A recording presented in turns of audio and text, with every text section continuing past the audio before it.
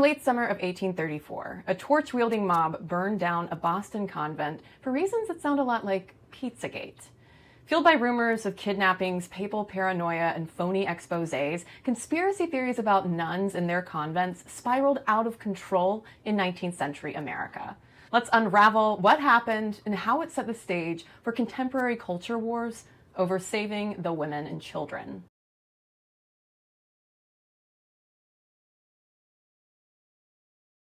It was the night of August 11th, 1834, in Boston's oldest neighborhood of Charlestown. A liquored-up mob of white men lit torches and headed to a Catholic convent there called Mount Benedict. They were poorly disguised as Native Americans, and the mob was convinced that these religious women weren't do-gooders. They were kidnappers. They believed the Mount Benedict nuns were torturing young women in the convent's non-existent basement and trafficking them to Canada through non-existent tunnels. 182 years later, in December 2016, a guy with an AR-15 stormed Washington, D.C.'s Comet Ping Pong Pizzeria. He was there to bust up the imaginary child trafficking ring Hillary Clinton was not running out of its non-existent basement. There were no children to rescue or sex rings to bust, and back in 1834, there were no nuns chained up in the basement either, or hidden tunnels underneath to secret girls away to convents in Canada, as some suspected. When the mob arrived at Mount Benedict and demanded to see the allegedly kidnapped nun, the Mother Superior tried and failed to call them off. It didn't help that roughly 2,000 spectators had gathered to witness a confrontation and get in on it, throwing bricks through the convent windows as nuns inside scrambled to wake up students and flee out the back. The mob eventually broke down the door to the convent, turned the place upside down, and burned it to the ground. The burning of Mount Benedict was publicly criticized as a base and cowardly act, but the nun panic that lit the flame tells a very American story of political paranoia, nativism, and supposedly good versus evil women. Context clue number 1, immigration. QAnon-sounding conspiracy theories involving nuns and papal plots were all the rage during America's peak Manifest Destiny era. And by that, I mean peak indigenous genocide. In the 1830s, 40s, and 50s, the country became bicoastal, and white colonizers became extra aggro about all these boatloads of white people who weren't the right kind of white people, and by that, I mean Catholic. Between the early 1800s and the start of the Civil War in 1860, the number of Catholics swelled from tens of thousands to becoming the largest single religious group in the nation. Now that growth was initially bit by bit, and then all of a sudden, when in the 1830s, immigration rates soared and kept soaring as large swaths from Germany and Ireland resettled in the States and brought their Catholic faith practices with them. Context clue number 2, a Romanist plot? Anti-Catholicism was potent, and its propaganda spread through books, magazines, and all kinds of newspapers like the American Protestant Vindicator or Priestcraft Unmasked and Triumph of Truth over Popery. Not like potpourri, the dried flowers, but potpourri as in the Pope. In the 1840s, these anti-Catholic and nativist sentiments also spawned fraternal organizations, including the United Sons of America and the Supreme Order of the Star-Spangled Banner. And listen, there was a kernel of truth to all of this Yankee Doodle dandying. The US was barely a toddler in country years and still proving its independence. Meanwhile, the Catholic Church, with its iron fist, autocratic vibes, and the Pope of it all, was basically everything that little America didn't want to be, and also existentially feared. Their overarching conspiracy theory went a little something like this. They saw European Catholics immigrating to America as an orchestrated invasion of land that they invaded first, finders keepers, and no takesies backsies. All that westward expansion happening, all those roads and railroads being built, making it easier to get around, all the mail these yahoos were sending back home to relatives they left behind. Oh, this was not a melting pot. No, again, it was an invasion. Catholics in America were basically spies for the church, scoping out territory and reporting it back to Rome, aka the pits of hell. They even had the nerve to dispatch the nuns. To those Star-Spangled Banner boys, nuns were the villainous handmaids in the Pope's diabolical plan to overthrow America's fragile democracy. Some went so far as claiming convents were unconstitutional and should be outlawed. As one anti-Catholic newspaper put it, any institution which prevents women from fulfilling those duties as wives and mothers which God has appointed should not be permitted to exist for one moment in any civilized land. Wait, is this a Turning Point USA Young Women's Conference? Context clue number 3. Non-American woman. What nuns were actually up to in 19th century America was mostly teaching and caring for the sick, poor, and orphaned. What sluts. During cholera and yellow fever epidemics, they established hospitals, 25 of them. But their charity wasn't exactly welcomed with open arms. Here's a sample of that sentiment from the 1855 bestseller, The Escaped Nun.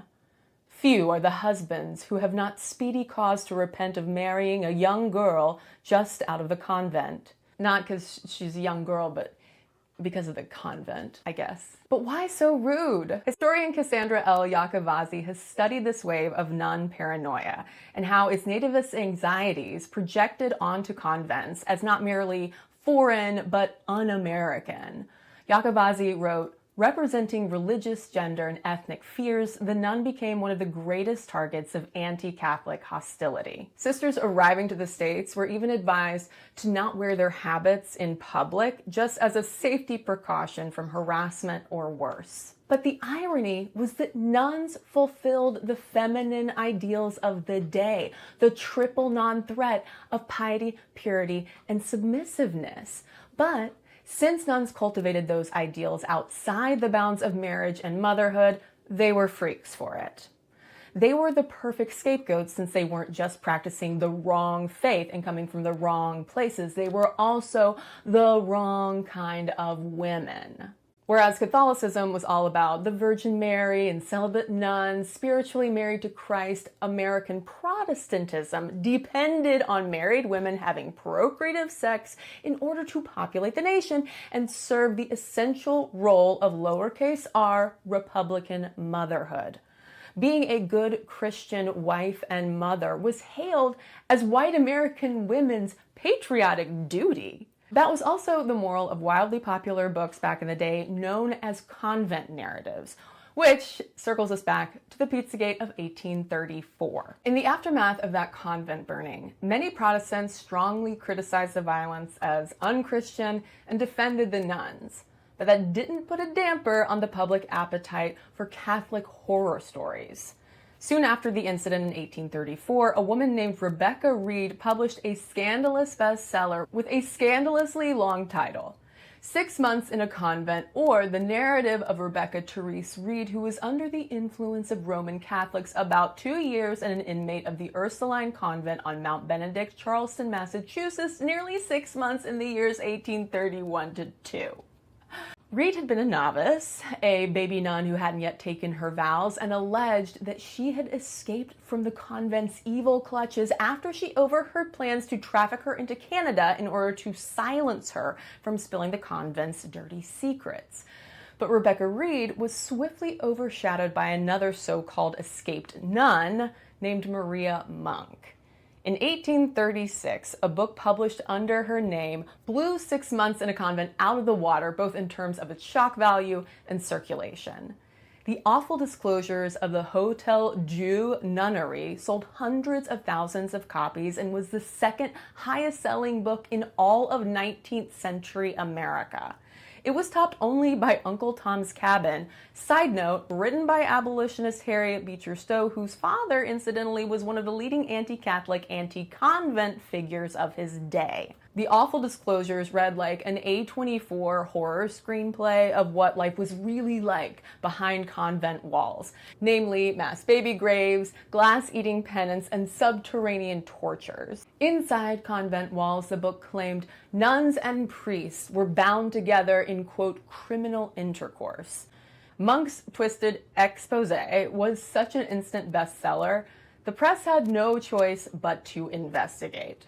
Because it turns out, The Hotel Dieu Nunnery was a real convent and hospital in Montreal, Canada. Investigations yielded no credible evidence of what the book alleged, but that didn't matter to those already convinced of that grand Catholic conspiracy to take over the U.S., because by conspiracy logic, a lack of credible evidence just means a cover-up is afoot. Duh. And this wasn't some misguided #BelieveAllWomen moment. Plenty of folks were immediately skeptical of the book's premise, and competing newspapers spilled gobs of ink going back and forth over whether the awful disclosures was true. And again, it was not. In fact, Maria Monk never even went to the Hotel Dieu Nunnery. She didn't even write the book. It turned out that Maria Monk was a patsy, and if she escaped anything, it was probably an asylum. Maria Monk was mentally unwell, unmarried, and had gotten pregnant not by a rapist priest, as she would claim, but most likely the Methodist minister who'd been traveling with her. As best historians can tell, he and a gaggle of men who were hot on anti-Catholicism collectively fabricated the whole thing. They wrote the awful disclosures, they got it published, and they profited from its runaway sales. But Maria Monk didn't make a dime. She definitely paid the price, though. Once the book's authenticity came into question, she was disgraced, she was vilified, and she ultimately died in a New York penitentiary at just 32 years old. Meanwhile, the escaped nun genre just kept growing. Although none would achieve the same level of unhinged popularity as the awful disclosures, they reveal a familiar shift in reactionary political tactics. Since convents were proving to not be gruesome sex cabals, Nativists doubled down on the threat of Catholic nuns teaching their children. So the rhetoric expanded from save the women to save the children. With its population mushrooming, the country's need for schools rose accordingly, and nuns were there to fill in the gaps. So in the 1840s, we started getting books like Protestant Girl in a French Nunnery, all about how nuns were brainwashing students. And guess what? Stoking parental fears of children being ideologically corrupted by teachers and schools is an age-old way to start a culture war in America. In fact, this era of nun panic proved so effective it helped kickstart the rise of what we now call public schools. Silver lining? Politically, it made little difference that these stories were made up. Their popularity fed into the brief rise of the Know Nothing Party and its proto-mega platform of deporting foreign beggars and criminals, a 21-year naturalization period for new citizens, mandatory Bible reading in schools, and no Catholics allowed in public office. And if it weren't for that last bit, I would say this was ripped straight from Project 2025, or actually I guess it'd be vice versa. In the 1850s, the Know Nothings co-opted abolitionist rhetoric to advance their campaign against convents and nunneries. They called it white slavery and asked abolitionists that, hey, if you care so much about the emancipation of enslaved black people, then why aren't you fighting for all the, quote, freeborn white women, the daughters of America, enslaved behind convent walls? For the record, there were black convent communities in at least Baltimore and New Orleans by then. Not that a group called the Know Nothings would give a shit. In 1860, the Pope didn't declare war on America. The slaveholding South did. By then, the Know Nothing Party had already folded, and anti-convent crusaders lost interest once the Civil War broke out. Florence Nightingale gets all the glory for her battlefield nursing, but I bet you've never heard about the hundreds of nuns out there too, caring for all those injured and dying men. I hadn't. In the early 1900s, the rhetoric of white slavery picked up where nun panic left off, seeding a whole new era of gender paranoia, nativism, and political scapegoating that endures to this day. Much like the awful disclosures of Maria Monk, which, according to historian Jakob Vazzi, has never gone out of print. How? And no, this is neither a book recommendation nor a Catholicism recommendation. And before you at me, yes, I do very much know and recognize that a horrible shit has happened at convents. The Catholic Church has done terrible things, and that's not a conspiracy theory. Those were just crimes and abuses. But that is not this. This is Nativist propaganda and stories that people told because they wanted to believe them. Oh God, it's like, the old Joan Didion quote? We tell ourselves stories in order to live. Just like the Star-Spangled Banner boys. Okay, we're really getting tangled up. This has been Conspiracy, She Wrote. I'm Kristen Conger. Subscribe.